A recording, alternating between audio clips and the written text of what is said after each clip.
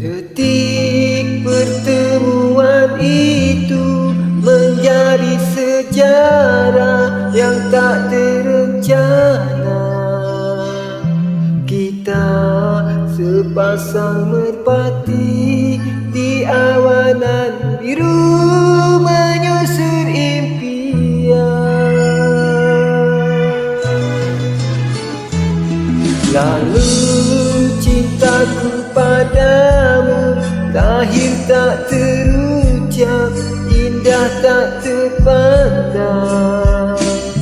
Diam tapi berbicara hingga ku tak bisa lagi melupakan.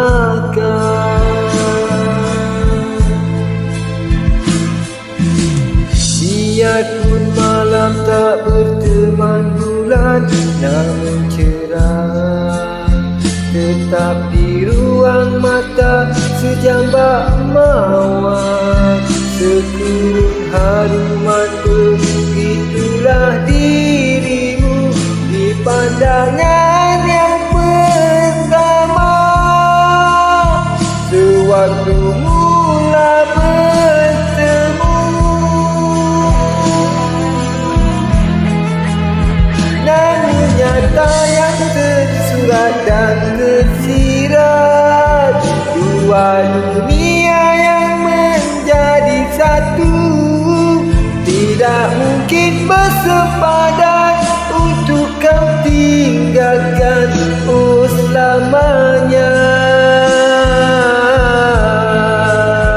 Demi cinta suciku, demi tulus kasihku, relakanlah perpisahan ini yang terjadi antara kita.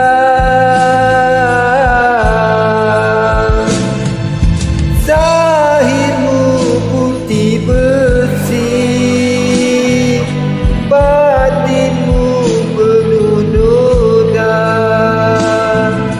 bagaikan mutiara yang letak menanti berderai ke lembah yang indah.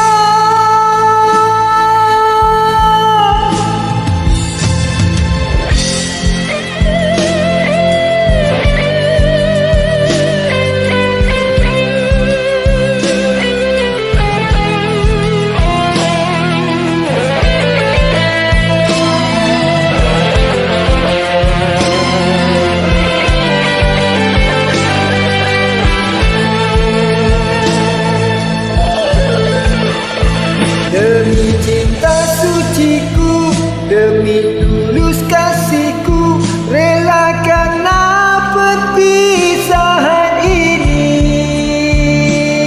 yang terjadi antara kita.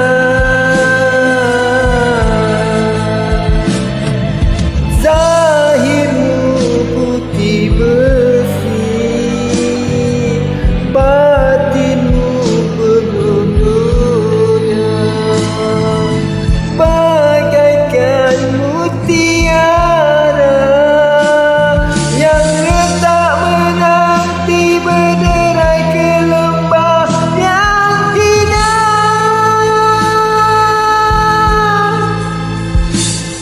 Lalu cintaku padamu lahir tak terucap, indah tak terpandang. Diam tapi berbicara hingga ku tak